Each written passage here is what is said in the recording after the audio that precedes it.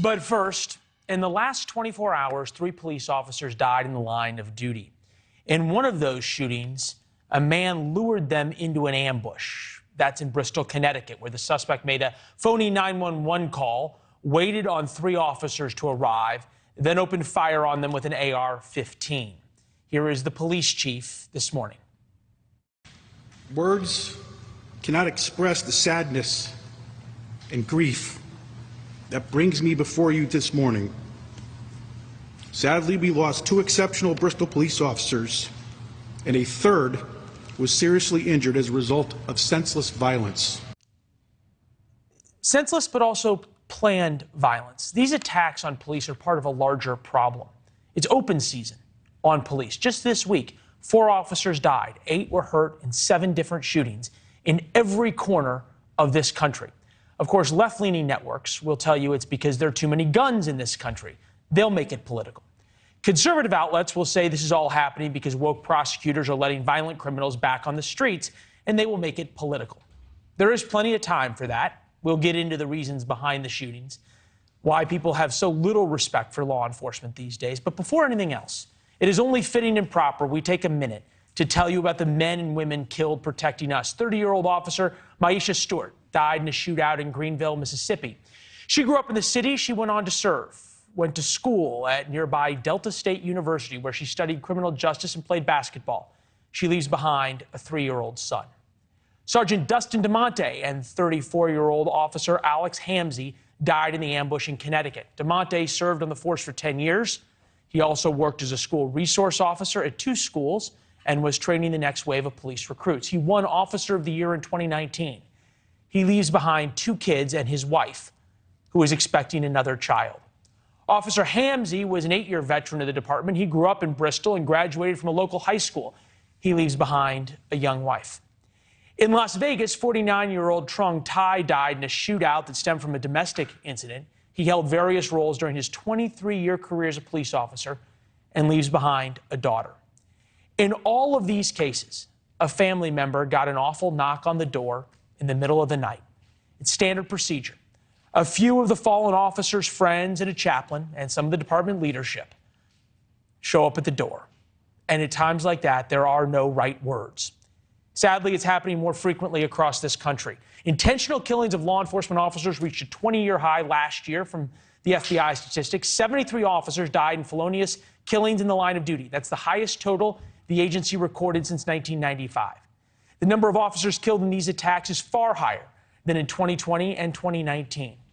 And this year, we're on pace to see an even higher number, a new record number of killings. 63 have died already. It is only the middle of October. This is what the FBI Director, Christopher Wray, talked about this summer in an interview with 60 Minutes. Violence against law enforcement in this country is one of the biggest phenomenons that I think doesn't get enough attention. Last year, officers were being killed at a rate of almost 1 every 5 days. We actually don't have a clear answer to why it is happening. The first deputy commissioner of police in Philadelphia said this after a gunman shot 3 of his officers.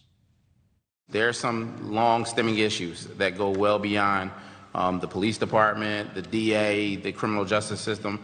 That's accountability that starts at home. He may be onto something, but there is undoubtedly other issues at play here. The president of the Fallen Officer Foundation gave this explanation to Congress earlier. But we cannot allow this irresponsible rhetoric that's being used to proliferate radical messages online to incite violence against police, because individuals are taking up arms and actually carrying out those attacks. All right, Sergeant Trey Penny is with us, formerly with the Dallas Police Department, also Volusia County Sheriff Mike Chitwood. Gentlemen, we appreciate you being here. Obviously, we wish it was under better circumstances. Sheriff, start with you. Is this a statistical anomaly, what's happened this week, or is this becoming more frequent and thus changing how you have to police? No, I think the sergeant's words hit the nail right on the head. There is an attack on law enforcement, okay? They are demonstratizing us, they demean us, and they tell you, you hear elected officials tell you to fight and resist against law enforcement. And then when you look at the fact that who are the folks that are shooting at us? They are convicted felons armed to the teeth who know there's no consequences and want to take us on.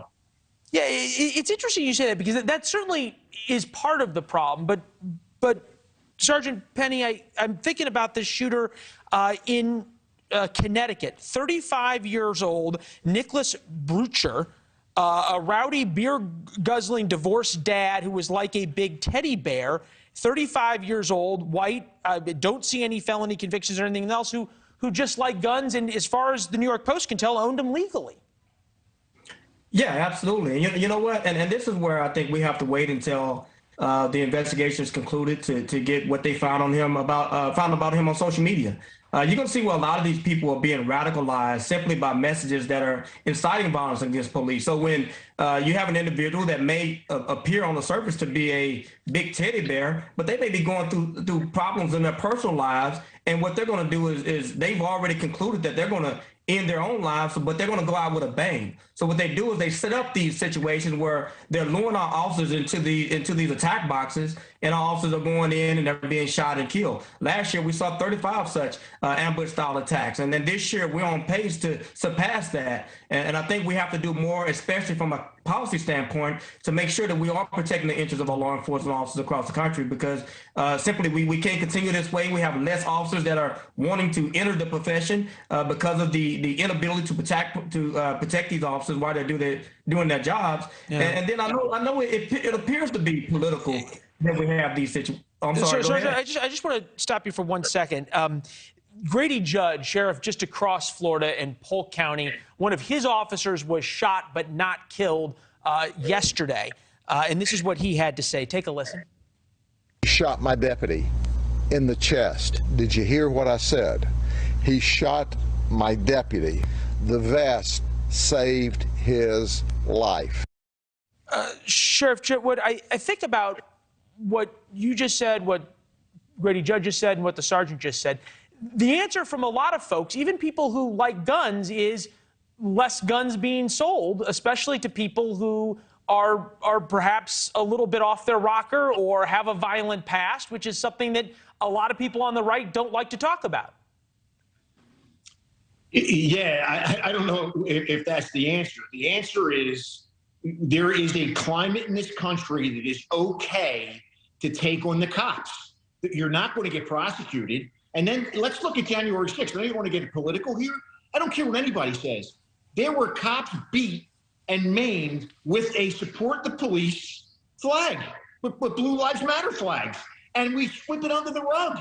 You know, that's what the problem is. The cops are the whipping post for America's social issues, and we're expected to get shot and beat, and that's your job. That's not our job. No, it's certainly not. Sergeant Penny, is it a correct assessment, as you've studied social media, that this is coming both from the right and the left? I'm thinking about the rhetoric on the right about going after the FBI and others. Yeah, absolutely. Absolutely. Look, that was my warning message to Congress as a whole, because the bottom line is, as individuals get into their own echo chambers and they start screaming this stuff, they don't realize that it does have real world consequences. People are choosing to go out and attack police because they feel that they're going to be exonerated by the political powers that be.